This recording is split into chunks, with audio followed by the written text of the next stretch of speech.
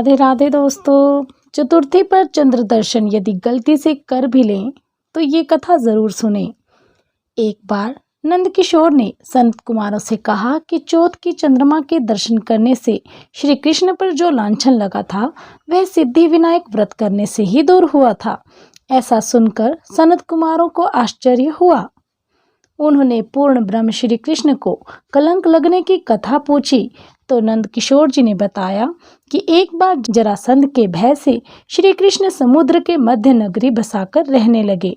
इसी नगरी का नाम आजकल द्वारिकापुरी है। द्वारिकापुरी में निवास करने वाले सत्राजित यादव ने सूर्य नारायण की आराधना की। तब भगवान सूर्य ने उसे नित्य 8 भार सोना देने वाली सेमंतक नामक मणि अपने गले से उतार कर दे दी। मणि पाकर सत्राजित यादव जब समाज में गया तो श्री कृष्ण ने उस मणि को प्राप्त करने की इच्छा व्यक्त की और सत्राजित ने यह मणि श्री कृष्ण को ना देकर अपने भाई प्रसेनजित को दे दी। एक दिन प्रसेनजित घोड़े पर चढ़कर शिकार के लिए गया। वहां एक शेर ने उसे मार डाला और मणि ले ली। ऋक्षों का राजा जामवंत उस सिंह को मारकर मणि लेकर गुफा में चला गया। जब प्रसेनजित कई दिनों तक शिकार से न लौटा तो सत्राजित को बहुत दुख हुआ। उसने सोचा श्री कृष्ण ने ही मणि प्राप्त करने के लिए उसके भाई का वध कर दिया होगा। बिना किसी प्रकार की जानकारी जुटाए उसने प्रचार कर दिया कि श्री कृष्ण ने ही प्रसेनजित को मारकर सेमंतक मणि छीन ली है। इस लोक निंदा के निवारण के लिए श्री कृष्ण बहुत से लोगों के साथ प्रसेनजित को ढूंढने वन में गए। वहां पर प्रसेनजित को शेर द्वारा मार डालना और शेर को ऋछ द्वारा मारने के चिन्ह उन्हें वहां मिल गए। ऋछ के पैरों की खोज करते करते वे जामवंत की गुफा में पहुंचे और गुफा के भीतर चले गए। वहां उन्होंने देखा कि जामवंत की पुत्री उस मणि के साथ खेल रही है। श्री कृष्ण को देखते ही जामवंत युद्ध के लिए तैयार हो गए। युद्ध छिड़ गया। गुफा के बाहर श्री कृष्ण के साथियों ने उनकी 7 दिन तक प्रतीक्षा की। फिर वे लोग उन्हें मर गया जानकर पश्चाताप करते हुए द्वारकापुरी लौट गए। इधर 21 दिन तक लगातार युद्ध करने पर भी जामवंत श्री कृष्ण को पराजित न कर सका। तब उसने सोचा कहीं यह वह अवतार तो नहीं जिसके लिए मुझे श्री रामचंद्र जी का वरदान मिला था।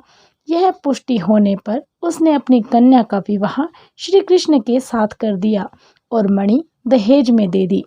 श्री कृष्ण जब मणि लेकर वापस आए तो सत्राजित अपने किए पर बहुत लज्जित हुआ। इस लज्जा से मुक्त होने के लिए उसने भी अपनी पुत्री का विवाह श्री कृष्ण के साथ कर दिया। कुछ समय के बाद श्री कृष्ण किसी काम से इंद्रप्रस्थ चले गए। तब अक्रूर तथा ऋतुवर्मा की राय से शतधन्वा यादव ने सत्राजित को मारकर मणि अपने कब्जे में कर ली। सत्राजित की मृत्यु का समाचार जब श्री कृष्ण को मिला तो वे तत्काल ही द्वारिका पहुंचे। वे शतधन्वा को मारकर मणि छीनने को तैयार हो गए। इस कार्य में सफलता के लिए बलराम भी तैयार थे। ये जानकर शतधन्वा ने मणि अक्रूर को दे दी और स्वयं भाग निकला। श्री कृष्ण ने उनका पीछा करके उसे मार तो डाला पर मणि उन्हें नहीं मिल पाई। बलराम जी भी वहां पहुंचे। श्री कृष्ण ने उन्हें बताया कि मणि इसके पास नहीं है। बलराम जी को विश्वास न हुआ। वे अप्रसन्न होकर विदर्भ चले गए। श्री कृष्ण के द्वारिका लौटने पर लोगों ने इनका बहुत भारी अपमान किया। तत्काल ये समाचार फैल गया कि सैमंतिक मणि के लोभ में श्री कृष्ण ने अपने भाई को भी त्याग दिया। श्री कृष्ण इस अकारण प्राप्त अपमान के शोक में डूबे थे कि सहसा वहां नारद जी आ गए। उन्होंने श्री कृष्ण को बताया कि आपने भाद्रपद शुक्ल चतुर्थी के चंद्रमा का दर्शन किया था, इसी कारण आपको इस तरह लांछित होना पड़ा। श्री कृष्ण ने पूछा चौथ के चंद्रमा को ऐसा क्या हो गया है कि जिसके कारण उसके दर्शन मात्र से मनुष्य कलंकित होता है। तब नारद जी बोले एक बार ब्रह्मा जी ने चतुर्थी के दिन गणेश जी का व्रत किया था। गणेश जी ने प्रकट होकर वर मांगने को कहा तो उन्होंने मांगा कि मुझे सृष्टि की रचना करने का मोह न हो। गणेश जी ज्यों ही तथास्तु कहकर चलने लगे। उनके विचित्र व्यक्तित्व को देखकर चंद्रमा ने उपहास किया। इस पर गणेश जी ने रुष्ट होकर चंद्रमा को शाप दिया कि आज से कोई तुम्हारा मुख नहीं देखना चाहेगा। शाप देकर गणेश जी अपने लोक को चले गए और चंद्रमा मानसरोवर की कुमुदनियों में जा छिपा। चंद्रमा के बिना प्राणियों को बड़ा कष्ट हुआ।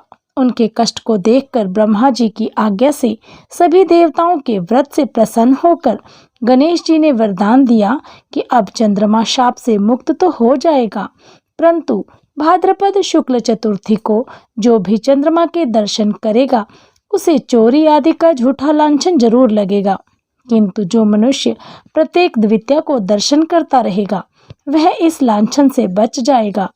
इस चतुर्थी को सिद्धि विनायक व्रत करने से सभी दोष दूर हो जाते हैं। यह सुनकर देवता अपने अपने स्थान को चले गए। इस प्रकार भाद्रपद शुक्ल चतुर्थी को चंद्रमा का दर्शन करने से आपको यह कलंक लगा है। तब श्री कृष्ण ने कलंक से मुक्त होने के लिए यही व्रत किया था।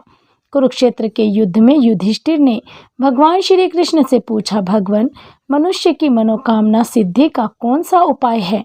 किस प्रकार मनुष्य धन, पुत्र, सौभाग्य तथा विजय प्राप्त कर सकता है?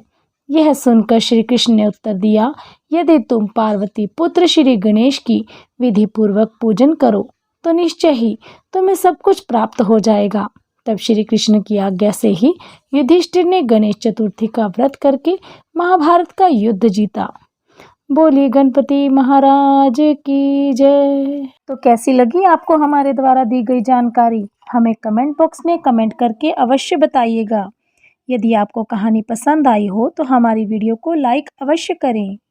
और भी ऐसी ही धार्मिक कहानियाँ और उनसे जुड़ी जानकारियाँ प्राप्त करने के लिए हमारे चैनल को सब्सक्राइब करना ना भूलें। हमारी सभी वीडियो की अपडेट आपको प्राप्त होती रहे, इसलिए बेल आइकन अवश्य दबाएं और हमारे द्वारा दी गई जानकारियों और कथाओं को आगे शेयर कर हमारा उत्साह अवश्य बढ़ाएं। बहुत बहुत धन्यवाद।